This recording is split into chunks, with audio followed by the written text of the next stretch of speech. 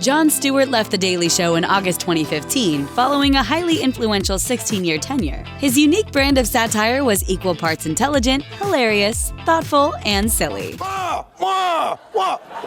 Under his leadership, the show won a multitude of awards and launched the mainstream careers of today's top political satirists, including Stephen Colbert, John Oliver, Samantha Bee, Larry Wilmore, and Trevor Noah, among others. But while his protégés have been killing it, Stewart's voice has been sorely missed. What exactly has he been doing since he left the spotlight?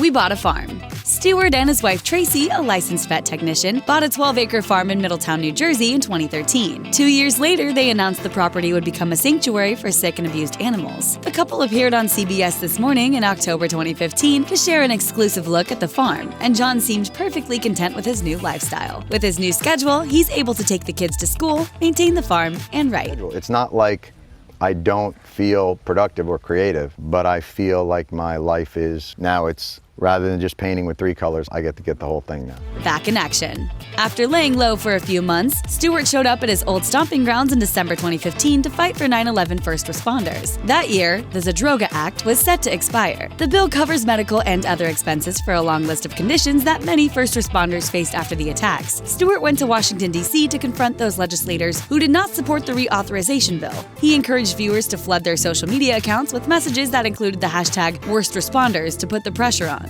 And it worked. After a long fight, Stewart's efforts raised the bill's visibility significantly, and the legislation passed unanimously.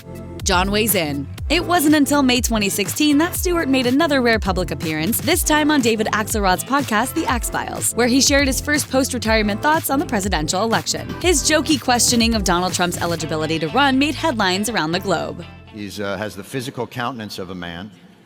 And a baby's temperament and hands. However, Stewart also called out Hillary Clinton's lack of authenticity. I imagine to be a very bright woman without the courage of her convictions, because I'm not even sure what they are. He also reprimanded the media. And what we see in the press is they're covering the campaign, but they're not covering veracity.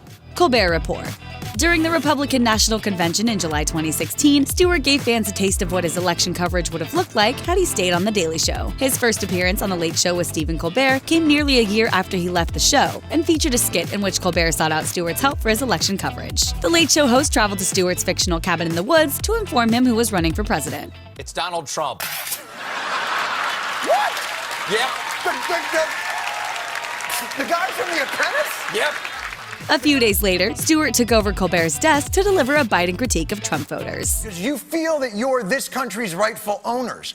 There's only one problem with that. This country isn't yours. You don't own it. It never was. Words of wisdom. Colbert wasn't the only former Daily Show correspondent Stewart visited in the summer of 2016. He also stopped by during Larry Wilmore's final episode of The Nightly Show, for which Stewart was an executive producer. The Nightly Show was canceled by Comedy Central just prior to the final leg of the election. Stewart dropped in to give his old friend and colleague some advice. A very wise man said to me, do not confuse cancellation with failure. You started a conversation that was not on television when you began. And what you don't realize is you walk out of this room and that conversation doesn't end. Stewart wrapped up his heartfelt unplanned appearance by telling Wilmore that he loved him. Aww.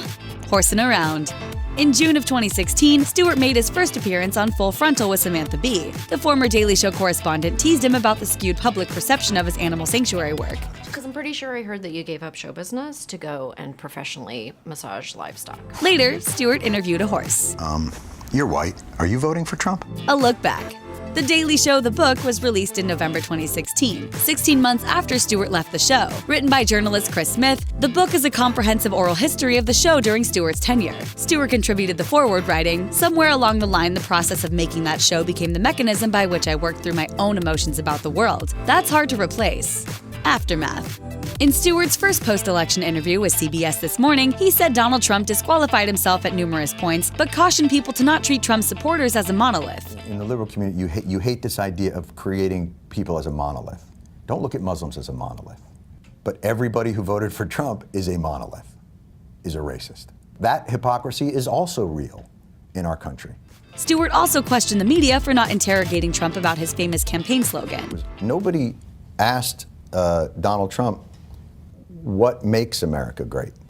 executive disorder. Stewart made a surprise appearance on The Late Show in January 2017, during which he satirized the newly inaugurated President Trump by sporting a giant tie and a less than flattering hairpiece. But he closed with a stirring message saying, "If we do not allow Donald Trump to exhaust our fight and somehow come through this presidency calamity-less and constitutionally partially intact, then I, Donald J. Trump, will have demonstrated the greatness of America, just not the way I thought I was gonna." In another appearance in late February, Stewart suggested a way for the media to cope with its breakup with President Trump. Take up a hobby. I recommend journalism. A look ahead. Variety confirmed in the summer of 2016 that Stewart signed a 4-year production deal with HBO. The upcoming multi-platform project will be an animated parody of a cable news network with an Onion-like portal. According to Decider, Stewart's staff began testing out material in New Jersey in March. The short film digital content is expected to launch on HBO Go and other platforms before the end of 2017. So if you're missing Jon, comic relief is on the way. Thanks for watching. Click the Nicki Swift icon to subscribe to our YouTube channel. Plus, check out all this cool stuff we know you'll love too.